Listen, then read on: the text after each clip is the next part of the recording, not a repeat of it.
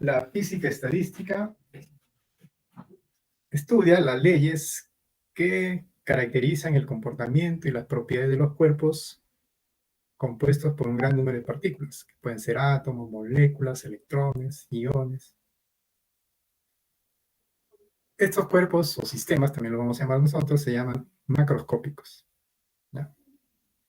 Las leyes en los sistemas macroscópicos que aparecen debido a un gran número de partículas que contienen se llaman leyes estadísticas.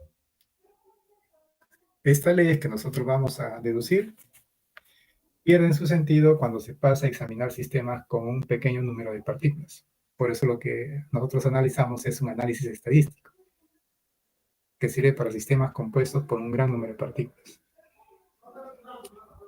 La física estadística juega un papel muy importante en una serie de cursos que ustedes van a desarrollar o ya han desarrollado, que estudian las propiedades de cuerpos macroscópicos, ¿no? Teoría de los gases, por ejemplo, y del plasma, teoría de los líquidos y del estado sólido. Dependiendo cómo se describe el movimiento de las partículas, nosotros vamos a hablar de la física estadística clásica, cuando ustedes utilizan la mecánica clásica para describir a los sistemas, o física estadística cuántica, cuando utilizan la mecánica cuántica para describir a un sistema. Entonces hay física estadística clásica y física estadística cuántica, ¿ya? Vamos a empezar nosotros primero con la física estadística clásica. Pues acá tenemos una primera clase que lo hemos llamado así, Fundamento de la Física Estadística Clásica. ¿Ya? Vamos a suponer que tenemos un sistema compuesto por n partículas. ¿Ya? Ahí está. N partículas idénticas. ¿Ya? En un determinado tiempo t, cada una de estas partículas tiene su posición, ¿no? La partícula 1 está ocupando la posición R1, la partícula 2 R2, la partícula n R sub n. Y también tiene su momento lineal, ¿no? Momento para la partícula 1, momento para la partícula 2, etcétera, etcétera. Este par de datos para identificar a una partícula determinada lo vamos a representar a través de una X minúscula. Entonces, esta X minúscula, sub I, representa la posición de la partícula I y su momento lineal. Como este tiene 3 componentes y el momento lineal también tiene 3 componentes, entonces este conjunto es lo que nosotros vamos a llamar el espacio de fase de 6n dimensiones. Podemos obtenerlo de Lagrangiano. Es decir, si ustedes conocen el Lagrangiano, de la ecuación de Lagrange, ustedes pueden llegar a establecer esta función, ¿ya? O también pueden obtener utilizando el hamiltoniano, el formalismo hamiltoniano. Y también el formalismo de Hamilton-Jacobi se le llama. Entonces, a partir de ahí, ustedes obtienen tanto R, y una vez que tienen R, también pueden conocer el P. El P viene a ser el momento lineal. P es masa por velocidad, no relativista. ¿Ya? Entonces, para poder describir a este sistema compuesto por n partículas, tienen que conocer esto. ¿Ya? Como este tiene 3 componentes, es un vector, ¿no? Cada uno de estas posiciones de la partícula 1, digamos, como tiene 3 componentes, en total vamos a tener aquí 3n variables, ¿no? Y aquí también vamos a tener 3n. El momento también, como es un vector, tiene 3 componentes. Entonces, todo esto forma lo que se conoce como el espacio de fases de 6n dimensiones. ¿Por qué 6n dimensiones? Porque son 3 componentes por cada una de las coordenadas y 3 componentes de cada uno de los momentos. ¿Ya? Muy bien, pero para que ustedes tengan solución única, porque cuando ustedes desarrollan, por ejemplo, si ustedes desarrollan de la segunda ley de Newton, siempre se deduce una ecuación diferencial, ¿no? Masa por aceleración viene a ser la segunda derivada, ¿no? Respecto al tiempo, Pablo. Sumatoria de todas las fuerzas. Bueno, de aquí ustedes obtienen una ecuación diferencial, ¿no? Resolviendo esta ecuación diferencial, ustedes obtienen esto. R como función de t. Pero, para que sea solución única, ¿qué es lo que tienen que darle? Bueno, y el momento sería simplemente el momento masa por velocidad, ¿no? Velocidad viene a ser la primera derivada de esto. Entonces, masa por velocidad. Ahí está. ¿Cómo tienen esto? Derivando esto que viene de acá ya de la solución de, de la segunda ley de Newton. Entonces, tienen ustedes ahí ya la coordenada y el momento. Pero, para tener solución única, ¿qué es lo que debemos dar? Para tener solución única, porque lo que ustedes obtienen acá es una solución de una gran cantidad de soluciones. ¿Qué se necesita para tener una solución única? Para que ustedes tengan solución única, tienen que dar las condiciones iniciales. Una vez que ustedes establecen las condiciones iniciales, ya tienen una solución única. Entonces, aquí, cuando ustedes tienen un sistema compuesto por un gran número de partículas, es decir, para poder conocer el estado del sistema, ustedes tienen que conocer cada uno de estas eh, ecuación de movimiento que se le llama, ¿no? Esto se llama ecuación de movimiento. La ecuación de movimiento de la partícula 1, 2, etcétera, y su momento. Entonces, como ustedes ven, y, y para tener solución única hay que darle las condiciones iniciales. Es decir, hay que conocer este X mayúscula nos da el conjunto de todas estas variables, que son 6n variables. Estas 6n variables forman lo que se llama el espacio de fases. Por eso llamamos espacio de fase de 6n dimensiones. ¿Por qué? Porque necesitamos conocer estas 6n variables. ¿Ya? 3n para las coordenadas y 3p para los momentos. Pero así como están, no es solución única. Para tener solución única, hay que dar las condiciones iniciales, es decir, conocer el x sub 0 al inicio, en el tiempo t sub 0. Una vez que ustedes dan esto, ya tienen ustedes la solución única. ¿Ya? Entonces, bueno, nosotros vamos a utilizar el formalismo hamiltoniano, ¿no? De la ecuación de Hamilton, una vez que ustedes tienen el hamiltoniano, ¿no? De aquí se para el R punto, ¿no? R punto I, para la partícula I, que se obtiene con la derivada parcial del hamiltoniano, bueno, el hamiltoniano que depende de todas estas, ¿no? Porque tenemos nosotros un sistema compuesto por n partículas. Entonces hay que escribir el hamiltoniano completo para ese sistema. Entonces la ecuación para encontrar el R, una derivada parcial con respecto a P sub I, y esto nos da los corchetes de Poisson. Bueno, aquí les estoy demostrando que a esto se le llama corchete de Poisson, ¿no? Los corchetes de Poisson, en general, para cualquier par de magnitudes vectoriales se obtiene así, de magnitudes físicas, perdón, se obtiene así.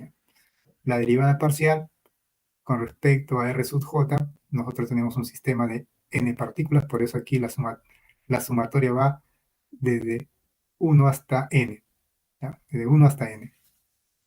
Entonces, derivada parcial de b con respecto a R sub j, derivada parcial de a con respecto a P sub j, derivada parcial de b con respecto a P sub j y derivada parcial de a con respecto a R sub j. Aquí es 1. No es sí, es 1, desde 1 hasta n.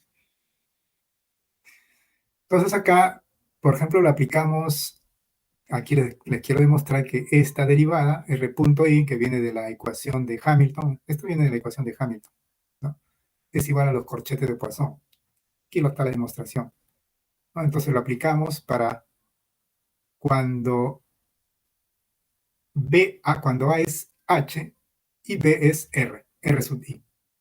Entonces aquí colocamos dr sub I con respecto a R sub J por dH con respecto a dp sub J, ahí está, menos dr sub I J y dH con respecto.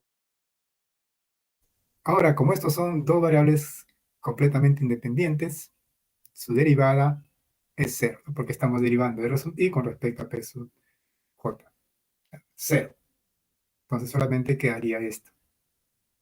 Ahora, la derivada de R sub I con respecto a R sub J nos da el símbolo de Kronecker, ¿no? Porque hay que derivar R sub I con respecto a R sub J. Cuando I es diferente de J, simplemente 0, porque son variables independientes. Solamente es 1 cuando I es igual a J. Por eso, esta derivada nos da el símbolo de Kronecker, que ustedes lo ven acá. ¿Ya? Y cuando tengan ustedes esta sumatoria, ya ustedes saben que el símbolo de Kronecker es aquel donde es igual a 1 cuando I es igual a J, y es 0 cuando I es diferente de J. Como estamos haciendo la sumatoria con respecto a J, aquí solamente es diferente de 0 cuando J es igual a I. Es decir, aquí va a quedar dH con respecto a P sub I, lo que tenemos acá. dH con respecto a P sub I. Entonces, podemos escribir de esta manera la ecuación de Hamilton, ¿no? R punto I, R punto significa derivada de R con respecto al tiempo. Ustedes escriben el hamiltoniano de cualquier sistema para encontrar, digamos, el R y el P, porque en el formalismo hamiltoniano lo que se trata de encontrar es tanto el R como el P. ¿De dónde se obtiene el R? De esta ecuación. Muy parecido a la segunda ley de Newton, pero ese es otro formalismo. En el formalismo hamiltoniano se utiliza esto. Se escribe primeramente el hamiltoniano. ¿Qué viene a ser el hamiltoniano? La energía cinética más la energía potencial. Para cualquier sistema ustedes escriben el hamiltoniano y a partir de una vez que ustedes escriben el hamiltoniano, deducen estas ecuaciones, ¿no? Entonces, R punto, es decir, derivada de R sub I con respecto al tiempo, igual a la derivada parcial de H con respecto a P sub I. Este X mayúscula, ya les he dicho, este X aquí está contenido todas estas variables, que son 6n, pero nosotros solamente lo vamos a derivar con respecto a P sub I, nada más. Entonces tienen ustedes R punto I, derivada del hamiltoniano con respecto a P sub I. Esto viene del formalismo hamiltoniano, ¿no? Entonces una primera, digamos, ecuación que ustedes van a tener para poder encontrar el R como función de T, porque lo que interesa es este. Este se hace utilizando el formalismo de la segunda ley de Newton. Pero aquí, en la física estadística o en la mecánica clásica, existe el formalismo lagrangiano, el formalismo hamiltoniano. Aquí lo que nosotros estamos examinando es del formalismo hamiltoniano. Bueno, les comento que para poder estudiar esta parte de la estadística clásica, tienen que saber muy bien lo que es la mecánica clásica. Mucho entra sobre todo el formalismo hamiltoniano. Repasen un poquito el formalismo hamiltoniano. Entonces, R punto sub I es igual a la derivada del hamiltoniano con respecto a P sub I. Y esto lo acabamos de demostrar acá. Viene a ser los corchetes de Poisson de H y R sub I. P punto es menos P punto, es decir, derivada de P con respecto al tiempo.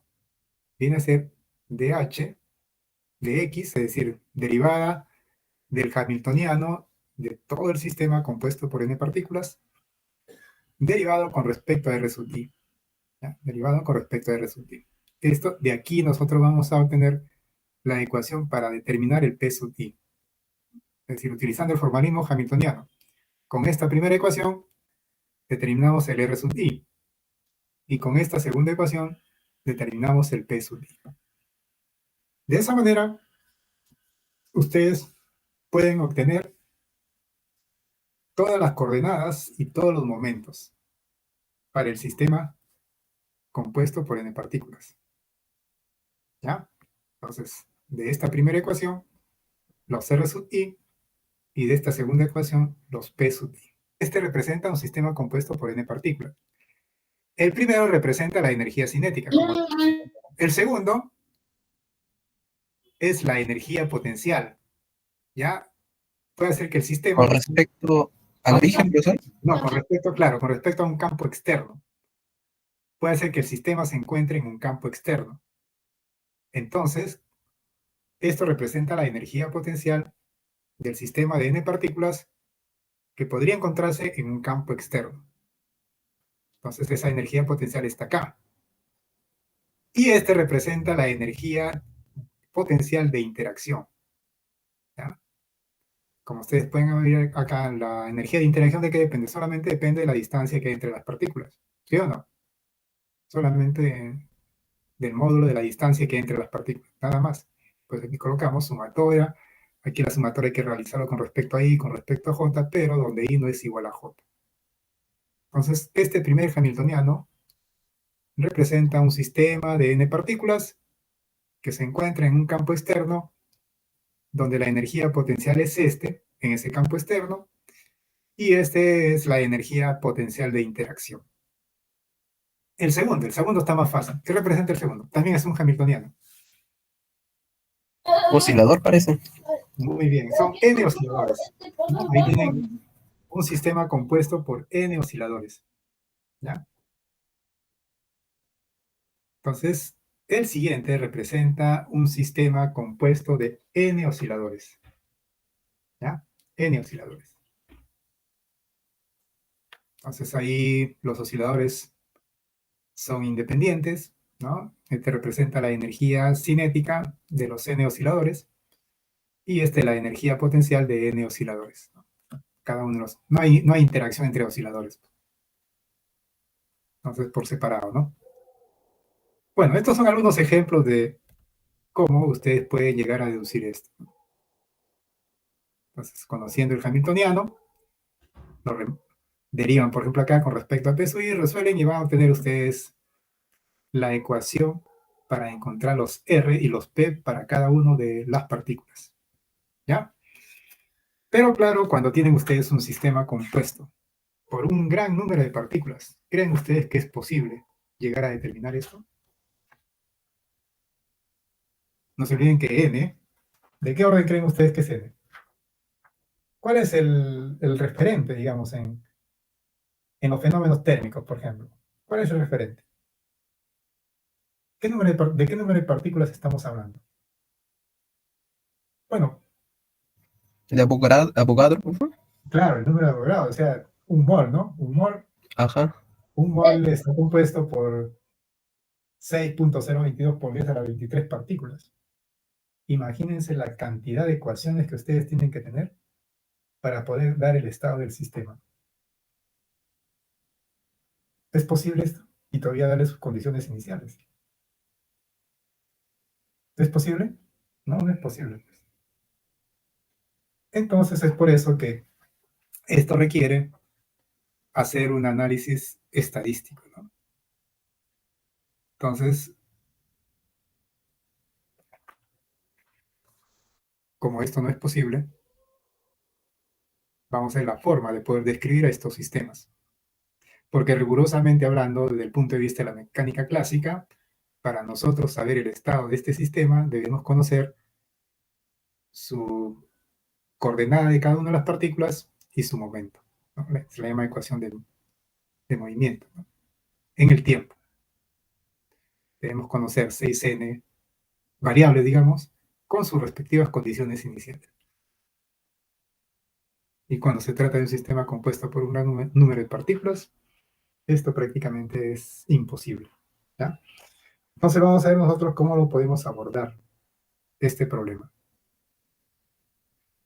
Bueno, en primer lugar, vamos a ver las funciones de las variables dinámicas, ¿ya? Entonces tenemos aquí, A representa una función de la variable dinámica, donde este X mayúscula ya hemos dicho que de nuestro sistema, ¿no? Cuando ya hablamos de un sistema macroscópico, estamos hablando de un sistema compuesto por n partículas y donde tenemos 6n variables. Estas 6n variables forman el espacio de fases, que le llamamos. El espacio de fases, entonces está compuesto por estas 6n variables. ¿Okay? Para simplificar, para no estar escribiendo, ¿no? Simplemente lo hemos puesto como X mayúscula. No se olviden que el X mayúscula representa todo esto. El X1, el X2, el Xn. Cada uno de estos son 6 variables. X1 tiene 6 variables, X2 también tiene 6 variables, Xn también 6 variables. En total, 6n variables. Se forman un espacio de fase de 6n dimensiones. Entonces, las funciones de la variable dinámica viene a ser cualquier función. A como función de X de nuestro sistema. En particular, ¿qué representa el hamiltoniano? ¿El hamiltoniano qué representa? La energía, pues la energía del sistema, ¿no? Es decir, este hamiltoniano, que es una función de la variable dinámicas, a esto, ¿no? Representa la energía total del sistema. Este representará el momento lineal total de todo el sistema, ¿no? Sumatoria de los P sub i, como son n, ahí está. Entonces, este también es una función de variable dinámica. ¿Por qué? Porque esta es una función que depende de todos los P sub i que están dentro de este espacio, dentro de esta X. Solamente que nosotros, aquí solamente depende de los momentos. Nos olviden de que X es R y P, ¿no? Pero solamente puede depender de P nada más, como es el caso del momento lineal total. El momento lineal total es una función de variable dinámica, pero depende solamente de los momentos de cada una de las partículas. Y acá el momento angular depende de las dos. El momento angular viene a ser sumatorio de i hasta n, producto vectorial entre r sub i por p sub i. Este también es una función de variable dinámica, pero aquí sí depende de, digamos, depende de este x mayúscula, ¿no? Porque es producto vectorial entre r sub i por p sub i. Ya está. Ahora, la densidad microscópica del número de partículas. Claro que esto ya se introduce, digamos, se le da ya otro tratamiento a la física estadística del siglo XX, porque esta función de la función del T Dirac recién lo introduce Dirac, ¿no? Y esto sucede en el siglo XX, ¿no? Dirac introduce esta función que se llama delta de Dirac. Bueno, entonces se introduce lo que se conoce como densidad microscópica del número de partículas. Es una función de R y T, que se define como la sumatoria. ¿Qué nos da esto? Esto nos está dando, ¿sí se acuerdan de la función del T Dirac? Sí, ¿no?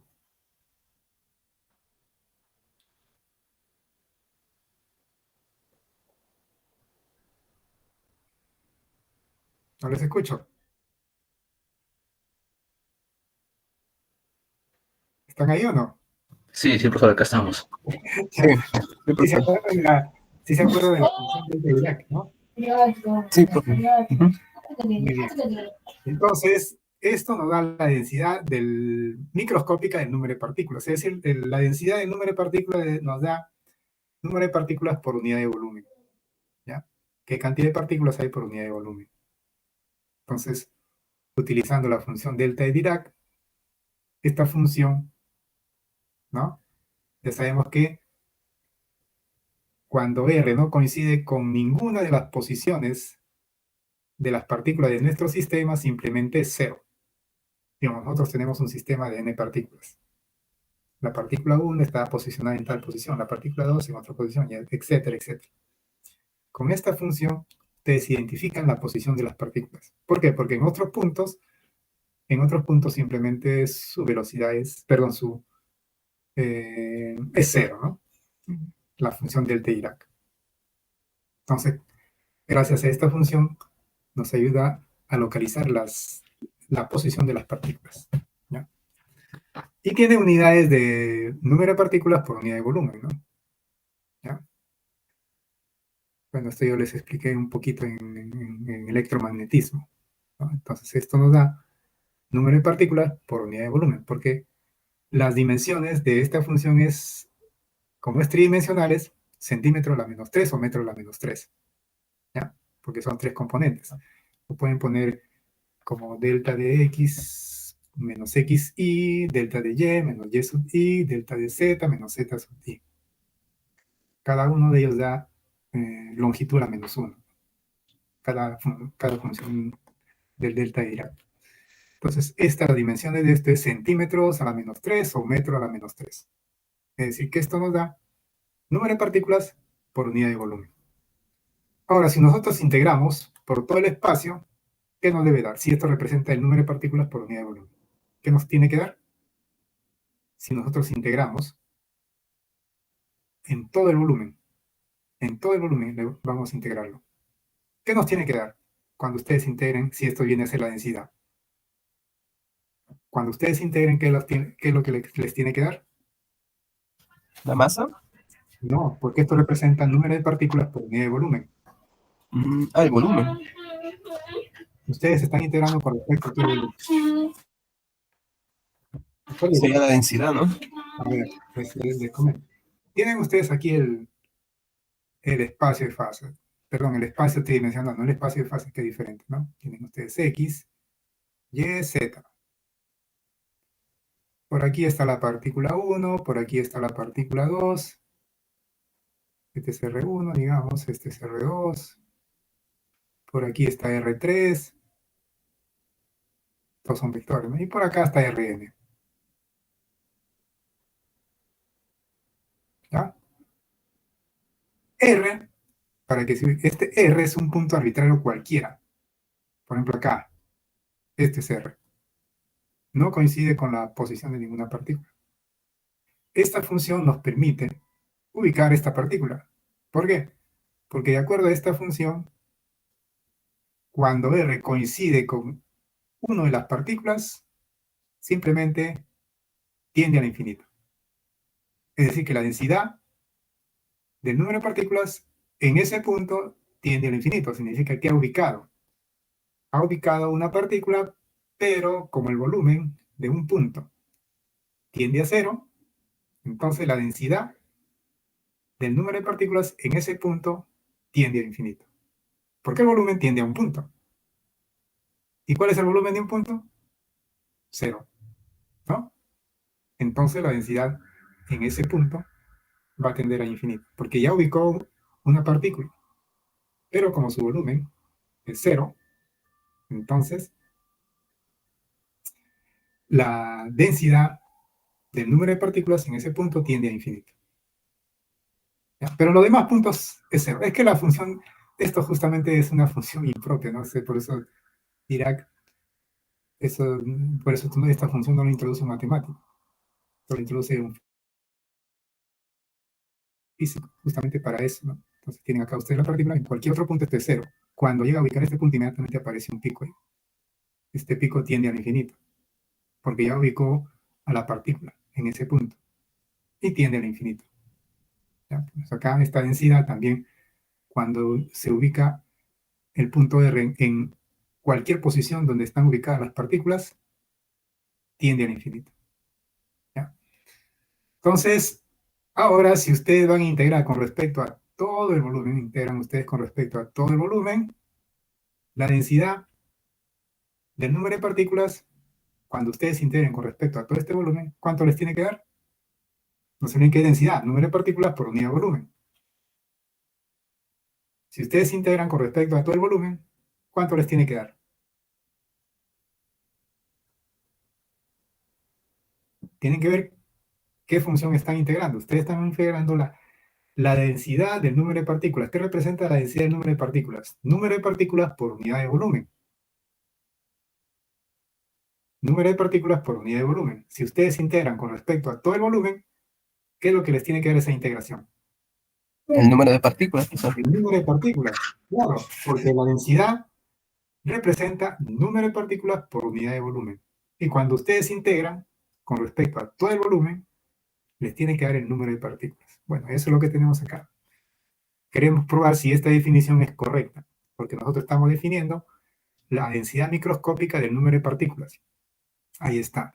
Sumatoria de I hasta n de la función delta Dirac R menos R sub I. Con esta función nosotros ubicamos dónde están las partículas. Si nosotros integramos con respecto a todo el volumen, aquí hacemos la integración, ¿no? Bueno, ya ustedes saben que una de las propiedades de la función delta Dirac es que es integrando con respecto a todo el volumen donde están las partículas, esto nos va a dar 1, esto nos da 1, y queda la sumatoria, ¿no? Sumatoria de I hasta n. Al sumar acá, nos da n, porque I, ¿cuánto recorre? N valores. Para I1, este va a dar 1. Para I2 también va a dar 1. Para I3 también va a dar 1. Para I4 también da 1. Para I5 también da 1. Para I6, 1. Para IN también da 1. En total, si ustedes suman 1 más 1 más 1 más 1 más 1 más 1, ¿cuánto es en total? N. ¿Ya? Entonces, aquí, integrando la densidad microscópica del número de partículas con respecto a todo este volumen, lo que nos tiene que dar es el número de partículas. Ahí está. Ese es el número de partículas. Entonces, esta función es importante darlo. ¿Por qué? Porque a partir de ahí nosotros, por ejemplo, podemos conocer la densidad microscópica de masa. Simplemente multiplicamos la masa. Claro, si tenemos un sistema compuesto por n partículas idénticas, cada uno con masa m, entonces esta definición nos permite dar la densidad microscópica de masa. Este ya viene a ser la densidad.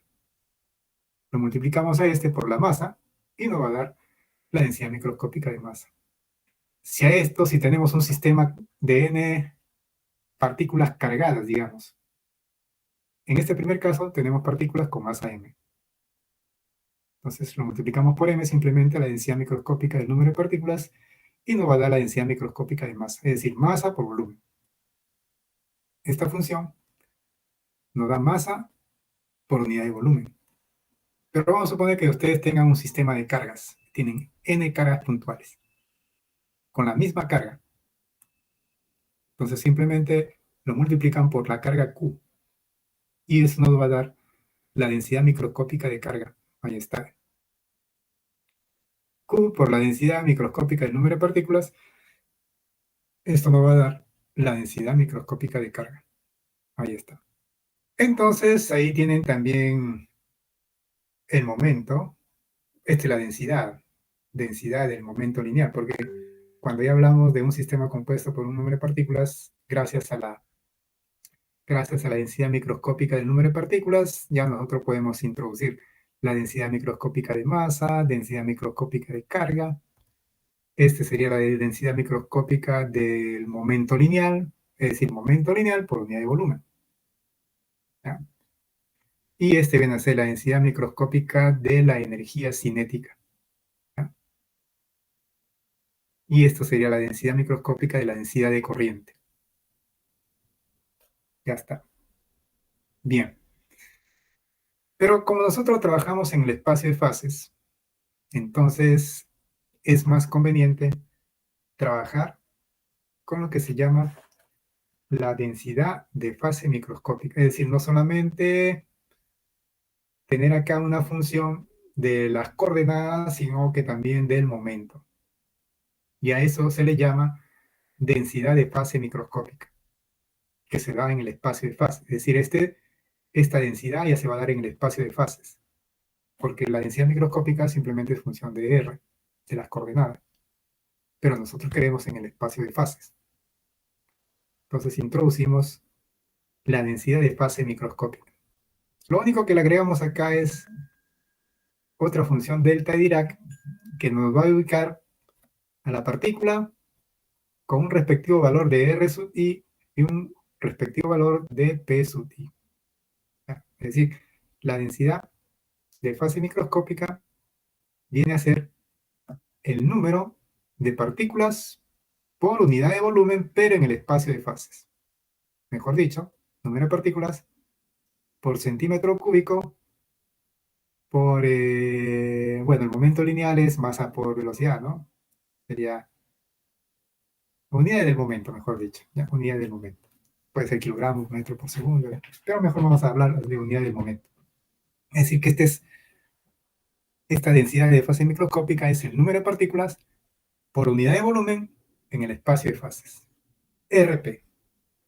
Ya no solamente es número de partículas por unidad de volumen, no, sino que es número de partículas por unidad de volumen en el espacio de fases, donde el volumen se refiere al volumen del espacio de fases, que incluyen las coordenadas y el momento. ¿Ya? Bien. Entonces, también queremos comprobar si esto es correcto, si nosotros integramos con respecto a todo el espacio de fases, por eso que aquí la integración de esta nueva función de variable dinámica, ¿no? Integramos con respecto a la coordenada R y con respecto al momento P. Entonces integramos con respecto a todo el volumen en el espacio de fases. Si hacemos esta integración, primero integramos acá, bueno, la función del Dirac, que esto nos da 1, y esto también nos da 1, y esto también nos da el número de partículas, ¿no? Es decir, que la densidad de fase microscópica es una función de variable dinámica, pero que nos representa el número de partículas por unidad de volumen en el espacio de fases. ¿Ya? Al integrarlo con respecto a todo el volumen en el espacio de fases, simplemente esto nos da el número total de partículas, que es n mayúscula. Ya está. Ahora, ¿cómo podemos obtener a partir de la densidad de fase microscópica, por ejemplo, la densidad microscópica del número de partículas? Simplemente lo integran ustedes, la densidad de fase microscópica lo integramos con respecto a los momentos. Entonces acá está la demostración. ¿Quieren ustedes saber la densidad microscópica del número de partículas? Que es este de acá. Densidad microscópica del número de partículas. Podemos obtener a partir de la densidad de fase microscópica. Simplemente hay que integrar, ¿no? Integramos la densidad de fase microscópica con respecto solamente a los momentos. Lo reemplazamos. Esto viene a ser sumatoria de i hasta n, delta de r menos r sub i, delta de p menos p sub i, y lo integramos con respecto a p, y esto nos da 1. Como esto nos da 1, obtenemos la densidad de fase, la densidad microscópica del número de partículas. Entonces, conociendo la densidad de fase microscópica, podemos conocer este. Ya está. Bien. Acá, por ejemplo, ustedes quieren escribir el hamiltoniano de un sistema compuesto por n partículas, ¿no? Tienen ustedes un sistema compuesto por n partículas que se encuentra en un campo magnético externo que lo representamos a través de U sub 0 de R sub i, y también hay interacción entre las partículas que es representado por esto, de la energía cinética, de la energía potencial, debido al campo externo donde se encuentra el sistema de partículas, y este viene a ser la energía potencial de interacción. Cada uno de estos se puede expresar con la densidad, ¿no? Esto representa la densidad, aquí lo tenemos, ¿no? La densidad microscópica de la energía cinética, que viene a ser energía cinética por unidad de volumen. Si ustedes lo integran con respecto a todo el volumen, nos va a dar la energía cinética. ¿Ya? Ahí está. Entonces, acá reemplazamos esto, ¿no? Que viene a ser esta la densidad microscópica de la energía cinética, viene a ser sumatoria, P sub i al cuadrado sobre 2m, delta de Dirac, R menos R sub i. Bueno, y nosotros hemos visto que esto también se puede expresar así, ¿no? Claro, porque si ustedes acá colocan P cuadrado sobre ese, a ustedes, este viene a ser la densidad de fase microscópica. Reemplazando la densidad de fase microscópica llegamos a obtener esto, ¿no? Y finalmente, integrando acá y utilizando la propiedad de la función del T Dirac, donde está P simplemente es igual a P sub i. Si recuerdan esa propiedad, ¿no? La función del T Dirac. Bueno, les hago recordar acá. Entonces, ¿qué es lo que se ha utilizado acá? Acá se ha utilizado una de las funciones, de las propiedades de la función del T Dirac, que dice lo siguiente, ¿no? P cuadrado sobre 2m, porque estamos integrando con respecto a P nada más. Esto no, esto sale fuera. La integración es con respecto a P. Delta de P menos P sub i de cubo de P. Entonces, donde tenemos P, reemplazamos por P sub i. Esta integración nos da simplemente pi al cuadrado sobre 2m. ¿Ya? Entonces, toda esta integración nos da pi al cuadrado utilizando la propiedad de la función del T Dirac. Entonces, reemplazamos esto. Entonces, acá con esto demostramos de que la densidad microscópica de la energía cinética, que es igual a esto, también se puede expresar con la densidad de fase microscópica. Es decir, que esta densidad microscópica de energía cinética también lo podemos expresar con la densidad de fase microscópica. Así, porque al reemplazarlo, llegamos a esta expresión, que es idéntica a la de acá. Es decir, lo que queremos demostrar es que este es igual a esto partiendo de acá. ¿Ya? Entonces, la densidad densidad microscópica de energía cinética, utilizando la densidad de fase microscópica, se puede expresar así, ¿no? Integral p cuadrado, ya no p sub i, sino p cuadrado. No p sub i, sino p cuadrado sobre 2m. La densidad de fase microscópica integrado con respecto al momento. Ya está. Ahora la energía potencial. Esta es densidad de energía potencial, densidad microscópica de energía potencial, ¿no? Viene la sumatoria de I hasta N, pues R, la función delta Dirac de R menos R sub I.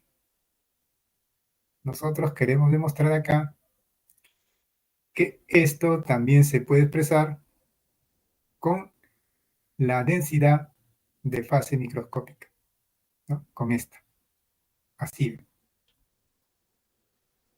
Integral con respecto al volumen en R, integral con respecto al volumen en P, U sub R de R, densidad de fase microscópica, de la densidad de fase microscópica.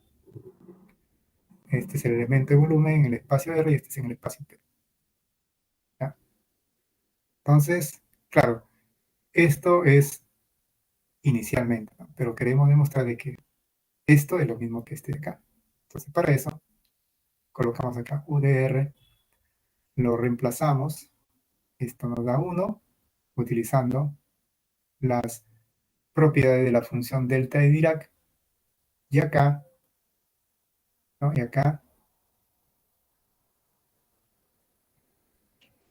llega a tener esta expresión entonces, ¿no? Que es lo mismo que esta de acá. ¿Ya? Este y este son iguales, pero hemos partido de este. Entonces, por lo tanto, la energía potencial se puede expresar así.